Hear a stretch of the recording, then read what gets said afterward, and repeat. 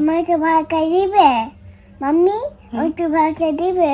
তোমার বার্গার খেতে ইচ্ছে করছে? ওকে দেও। ওকে। হ্যালো এভরিওয়ান, আসসালামু আলাইকুম। কেমন আছেন আপনারা সবাই? আশা করি যে যেখানে আছেন ভালো আছেন এবং সুস্থ আছেন। দেখলেনই তো আমার বাবাটা কেমন করে আমার কাছে আবদার করছে সে আজকে বার্গার খাবে। প্রায় সময়ই বাইরে গেলে সে বার্গার খাওয়ার জন্য প্রচুর পরিমাণে আবদার করে। তো ভাবলাম আজকে যেহেতু বাসায় সব কিছুই আছে, তাহলে কেন না আমিই বার্গার বানিয়ে দিই।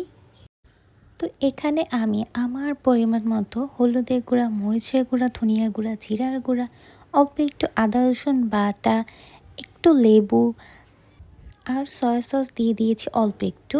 যেহেতু আমি পরিমাণে কম বানাবো তাই আমার পরিমাপটাও হচ্ছে কম। তো এখন হচ্ছে আমি সব কিছু খুব সুন্দর করে মিশিয়ে নিচ্ছি। তো সম্পূর্ণ মশলাটা মেশানোর পরে এখন আমি এখানে চিকেনগুলি দিয়ে দিচ্ছি। এখন এই মশলাগুলির সাথে চিকেনটাও আমি খুব ভালো করে মিশিয়ে নিব। তো ভালো করে ম্যারিনেট করার পরে এটা আমি কিছুক্ষণ রেখে দিব। যেহেতু আমার কাছে রাখার মতো টাইম ছিল না, আমার রাজপুত্র খাওয়ার জন্য খুব বেশি পরিমাণে পাগল হয়ে গিয়েছিল, তাই সাথে সাথেই হচ্ছে এটাকে আমার বানিয়ে দিতে হয়েছে। তো আপনারা হচ্ছে এখানে চাইলে তেলও ইউজ করতে পারেন, আবার চাইলে বাটারও ইউজ করতে পারেন। যেহেতু আমার বাসায় বাটার ছিল তাই ভাবলাম আমার বাবাটার জন্য আমি বাটার দিয়েই বানাই। বাটারটা খুব ভালো করে মেল্ট হয়ে গিয়েছে। এখন হচ্ছে আমি চিকেনগুলি দিয়ে দিচ্ছি এটার মধ্যে।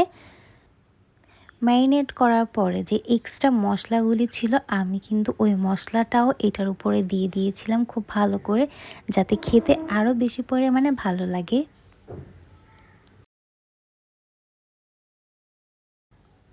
এক পাশ হয়ে যাওয়ার পরে আমি এটাকে ভালো করে উল্টে পাল্টে নিয়েছি এবং এই পাশটাতেও আমি সেম কাজটাই করেছি। যে মশলাটুকু ছিল ওই মশলাটুকু আমি এই পাশেও দিয়ে দিয়েছি।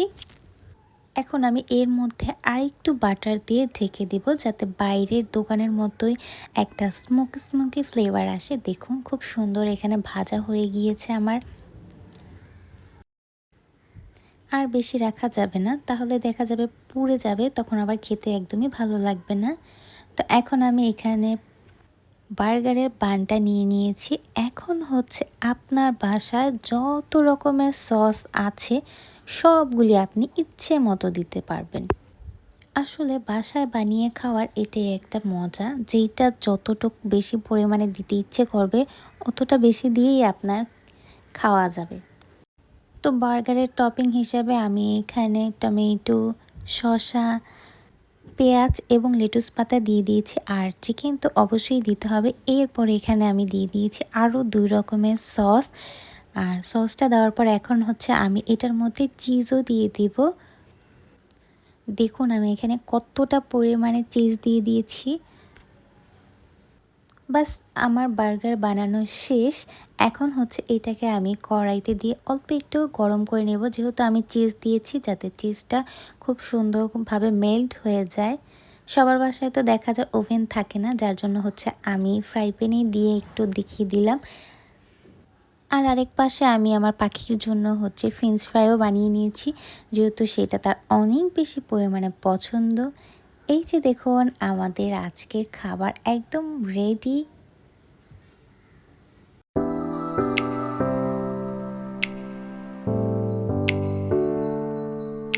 ফুয়াদ, এই যে নাও তোমার বার্গার। পড়ে যাবে। Thank you, welcome. খাও। এটা তুমি দেখো না, তুমি খাও।